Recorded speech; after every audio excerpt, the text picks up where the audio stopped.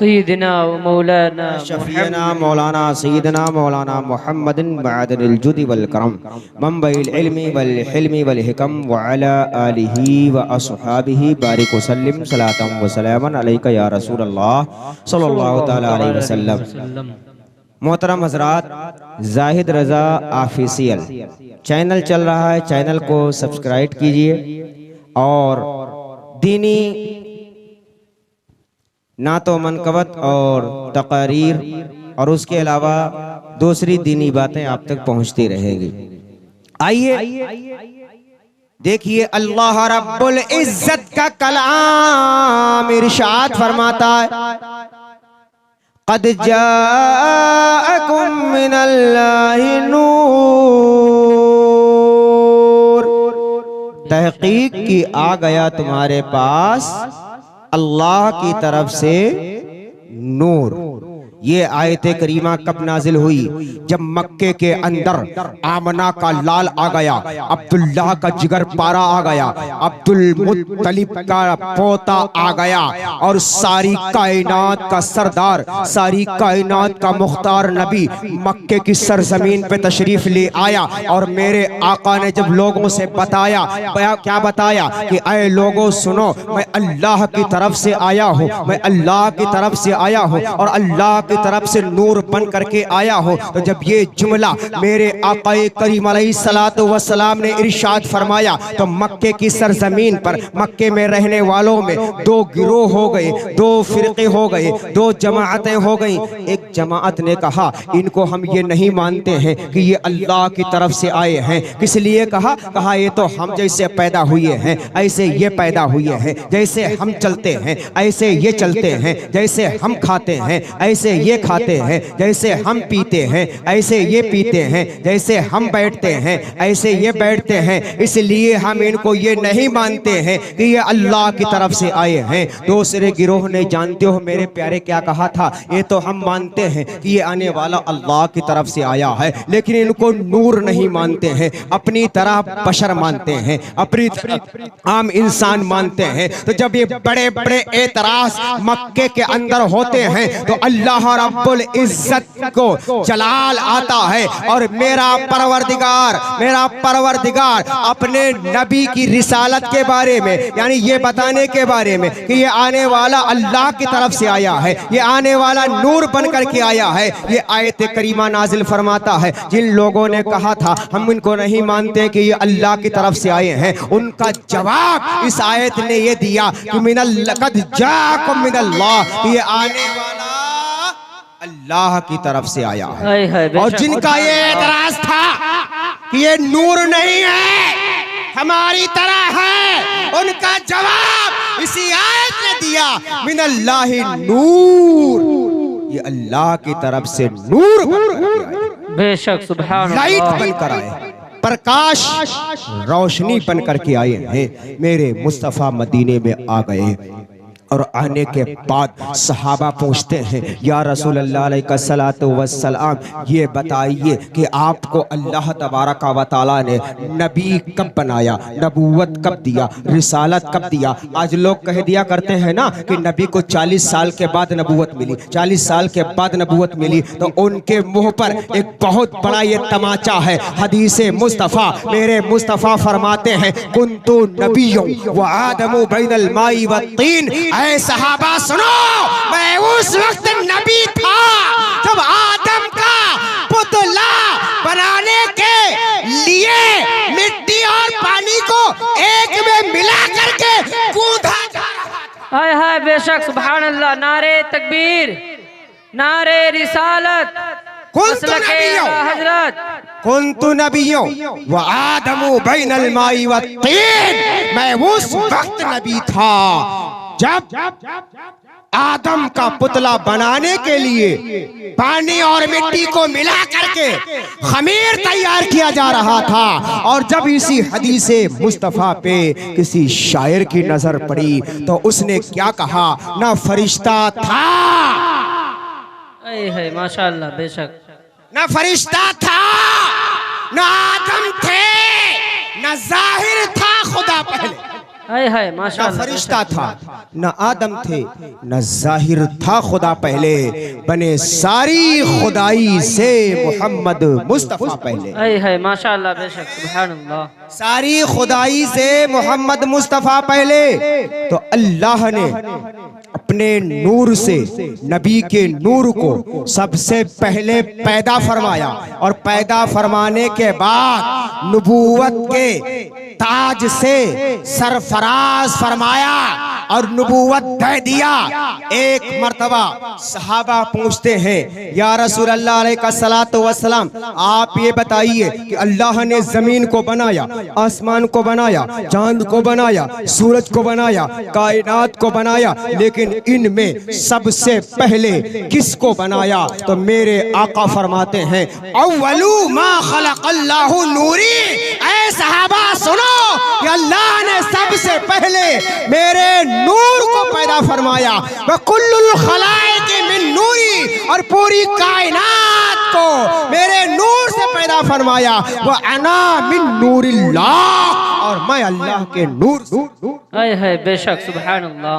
अल्लाह के नूर से हूं। अब आइए देखिए, अल्लाह ने अपने नूर से नबी के नूर को पैदा फरमाया, और पैदा फरमाने के बाद कुर्बे खास में रखा, और इस मुअम्मा को, इस राज को जाहिर करने के लिए सहाबा की अंजुमन में, सहाबा की हाजिरी में, सहाबा की मौजूदगी में मेरे आकाए करीम अलैहिस्सलातु वस्सलाम ने सिदरा के मकी को जिब्रील अमी को, सिदरा के मकी से जिब्रील अमी से इरशाद फरमाया, ऐ जिब्रील ये बताओ तुम्हारी उम्र कितनी है? व्हाट यू योर एज, आपकी उम्र कितनी है? जिब्रील कहते हैं, या रसूल अल्लाह, मुझे अपनी उम्र के बारे में साल के एतबार से, महीने के एतबार से, दिन के एतबार से, तारीख के एतबार से मालूम नहीं है। मेरे पास एक तजर्बा है, एक तखमीना है, एक अंदाजा है। मेरे मुस्तफ़ा करीम ने फरमाया, ऐ जिब्रील उसी तखमीने को बयान कर दो। क्या कहा? उसी अंदाजे को, आप भी बोल दीजिए, उसी अंदाजे को बयान कर दो, उसी अंदाजे को बयान कर दो। अब जिब्रील सोच रहे हैं, आज मैं मुस्तफा की बारगाह में बड़ी लंबी उम्र बयान करने जा रहा हूँ। फिर मेरे मुस्तफ़ा ने पूछा, ऐ जिब्रील ये बताओ क्या तुमने आदम को देखा है? जिब्रील कहते हैं, या रसूल अल्लाह, आदम को मैंने देखा, आदम के ज़माने को मैंने देखा, आदम की नशिस्त को मैंने देखा, आदम की बर्खास्त को मैंने देखा, आदम की जलवत को मैंने देखा, आदम की खलवत को मैंने देखा। या रसूल अल्लाह, हद तो ये है, अल्लाह का पैगाम लाने वाला आदम के पास मैं हूँ, अल्लाह की तरफ से शरीयत लाने वाला मैं हूँ, शिष्ट लाने वाला मैं हूँ, क़वारीन इलाही लाने वाला मैं हूँ। मेरे मुस्तफ़ा ने पूछा, ऐ जिब्रील क्या तुमने हज़रत नूह को देखा है? जवाब देते हैं, या रसूल अल्लाह, मैंने नूह को देखा है, मैंने नूह को देखा है, मैंने ईसा को देखा है, मैंने मूसा को देखा है, मैंने ज़करिया को देखा है, मैंने शीश को देखा है, मैंने अय्यूब को देखा है, मैंने लूत को देखा है, मैंने इदरीस को देखा है, मैंने याकूब को देखा है, मैंने इब्राहिम को देखा है, मैंने इस्माइल को देखा है, मैंने इसहाक को देखा है, मैंने ज़करिया को देखा है। जिब्रील जवाब देते हैं, या रसूल अल्लाह, कमो बेश 1,00,000 या 2,23,999 पैगंबर आपसे पेशतर इस दारे फानी में तशरीफ लाए। हर पैगंबर को मैंने देखा, हर रसूल को मैंने देखा, हर नबी को मैंने देखा, और अल्लाह की शरीयत और तरीक़त ला करके मैंने उसको दिया है। मेरे आका फरमाते हैं, ऐ जिब्रील, तब तो तुम्हारी उम्र बहुत लंबी है, बहुत लंबी उम्र है, बताओ कितनी है? तो जिब्रील कहते हैं, या रसूल अल्लाह, उस वक्त की बात है जब अल्लाह ने आसमान को पैदा नहीं किया था, जब अल्लाह ने ज़मीन को पैदा नहीं किया था, जब अल्लाह ने चरिंदों परिंद को पैदा नहीं किया था, जब अल्लाह ने जन्नत को नहीं बनाया था, जब अल्लाह ने दोज़ख को नहीं बनाया था। तो मेरे आका फरमाते हैं, फिर तो जिब्रील कहते हैं, या रसूल अल्लाह, उस वक्त सिर्फ और सिर्फ अल्लाह की ज़ात थी, अल्लाह की ज़ात थी, और उस अल्लाह की ज़ात पर 70,000 हिजाबात थे। मेरे प्यारे नौजवानों, मेरे प्यारे दीनी भाइयों, इस बात पर गौर करना। मैं मेरे अपने आका की बात उस वक्त की बात कर रहा हूँ, जिब्रील की गुफ्तगू उस वक्त की कर रहा हूँ जब अल्लाह ने जमीन को नहीं बनाया था, आसमान को नहीं बनाया था, चांद को नहीं बनाया था, सूरज को नहीं बनाया था, अर्श आजम को नहीं बनाया था, लोहे महफूज को नहीं बनाया था, कलम को नहीं बनाया था, यानी कोई चीज नहीं थी, सिर्फ और सिर्फ अल्लाह की जात थी। फिर जिब्रील कहते हैं या रसूल अल्लाह, उस अल्लाह की जात पर 70,000 हिजाबात थे, यानी पर्दे थे। कितने पर्दे? 70,000 पर्दे। रहमान का पर्दा, रहीम का पर्दा, करीम का पर्दा, मालिक का पर्दा, खालिक का पर्दा, रज़्ज़ाक़ का पर्दा, फत्ताह का पर्दा, जव्वाद का पर्दा, लतीफ का पर्दा, खबीर का पर्दा, क़हार का पर्दा, जब्बार का पर्दा। इस तरह से रब की जात पर, रब की तक़दीसो कमाल के, उसकी पाकीज़गो नज़ाफ़त के, उसकी सिफ़ाते कमालिया जमालिया जलालिया के 70,000 पर्दे थे। जिब्रील कहते हैं या रसूल अल्लाह, उस वक्त की बात है कि चौथे हिजाब में, चौथे पर्दे में एक तारा चमकता था, स्टार, एक तारा चमकता था। और या रसूल अल्लाह, जब वो तारा चमकता, उस तारे की रोशनी पूरे हिजाब में फैल जाती, पूरा हिजाब मुनव्वर हो जाता, मैं देख लेता। फिर आए अल्लाह के रसूल, वो तारा गायब हो जाता। गायब होने के बाद 70,000 साल तक गायब रहता। कितने दिन तक?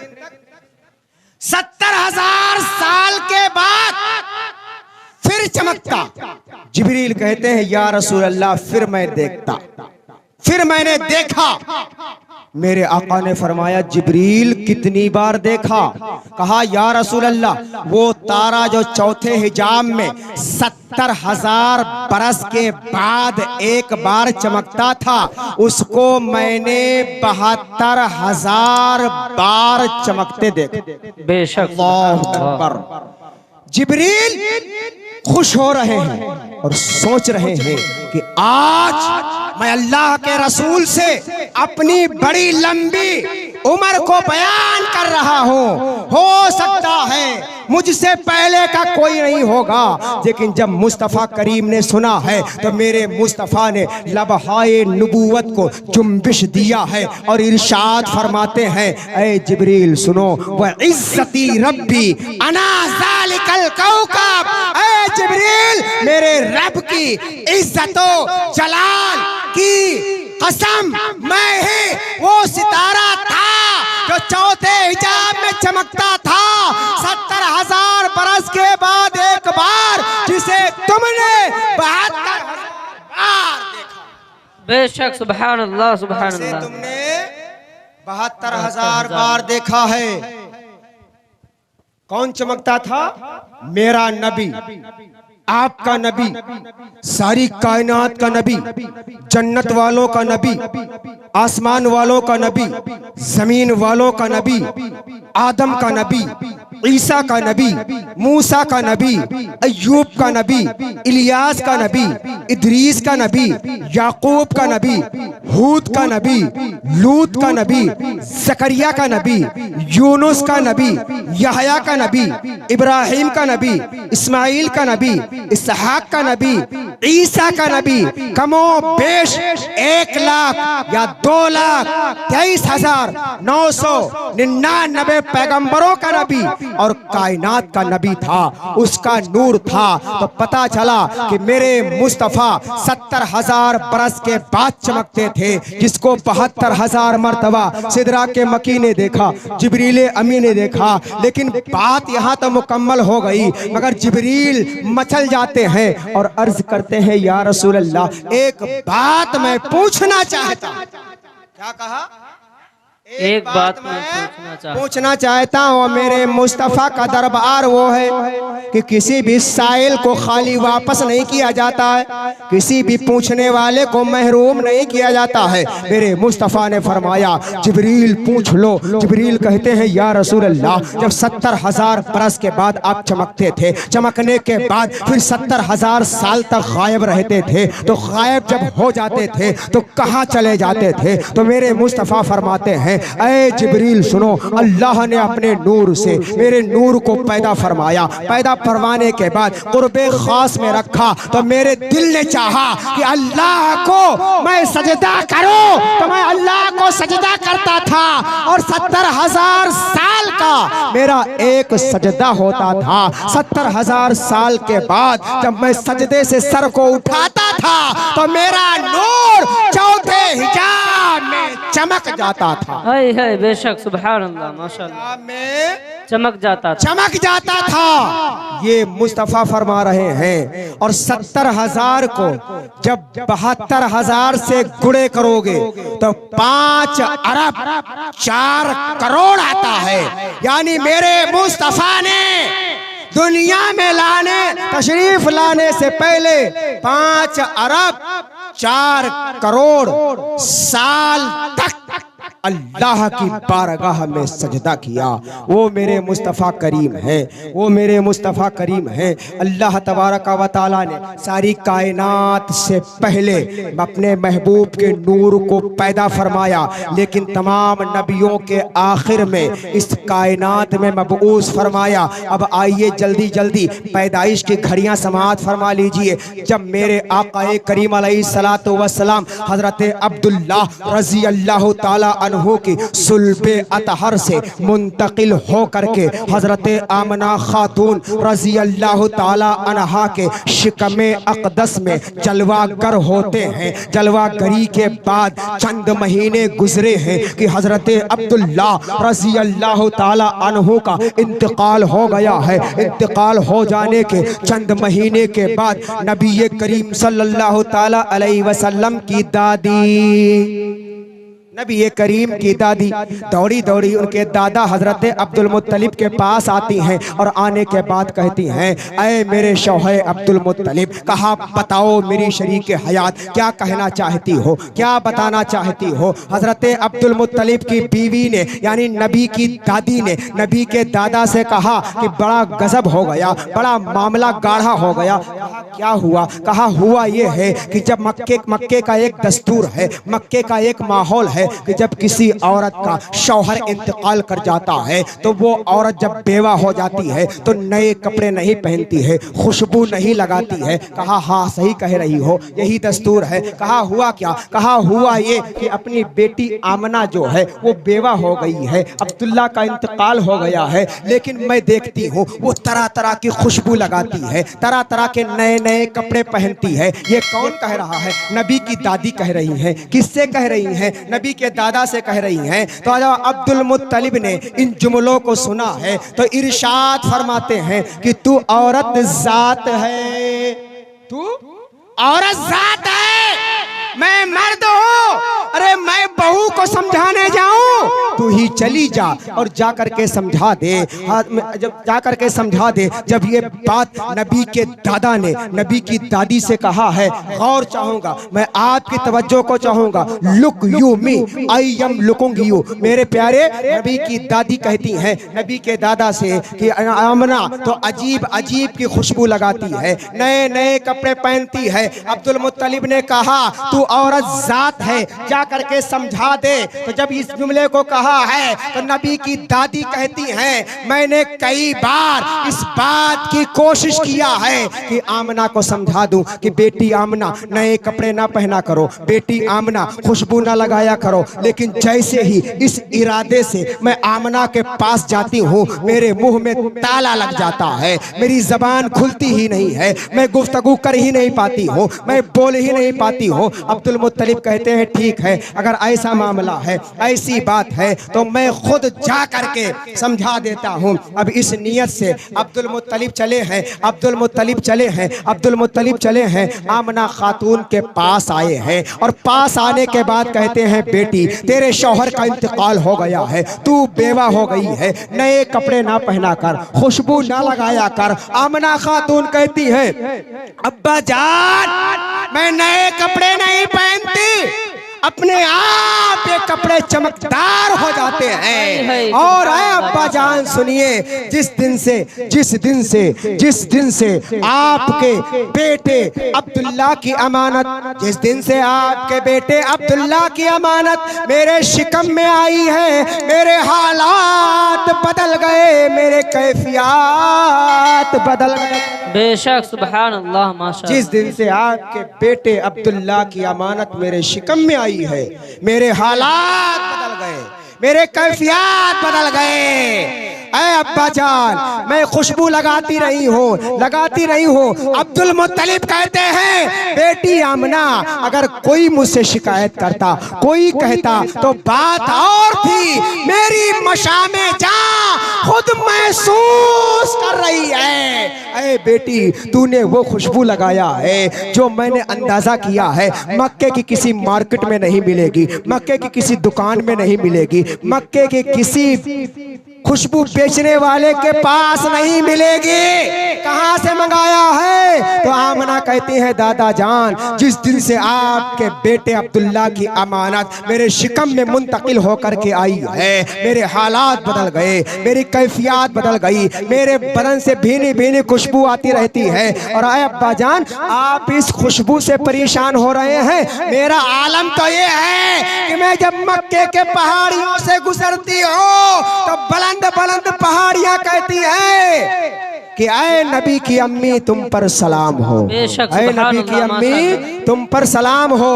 अब एक बात यहाँ पर अर्ज कर दूं कि बताओ अगर हम और आप या नबी सलाम अलैका मुस्तफ़ा जाने रहमत पढ़ते हैं तो शिर्क का कभी फतवा लगाया जाता है, कभी बिदात का फतवा लगाया जाता है, लेकिन इन पेड़ पौधों का कौन सा मसलक है, कौन सा मजहब है कि नबी की अम्मी पर सलाम भेज रहे हैं, नबी की अम्मी पर दुरूद भेज रहे हैं। पता ये चला कि अल्लाह तबारक व तआला ने अपने महबूब की तारीफ और तौसीफ के लिए हर शय को हुक्म दे दिया था कि नबी की तारीफ करते रहे। अल्लाह तबारक व तआला इन बातों पर सबको अमल करने की तौफीक अता फरमाए। और इंशाअल्लाह जिंदगी रही फिर मुलाकात होगी तो कभी तकरीर होगी। आज की तकरीर हमारी उधार है। अस्सलाम।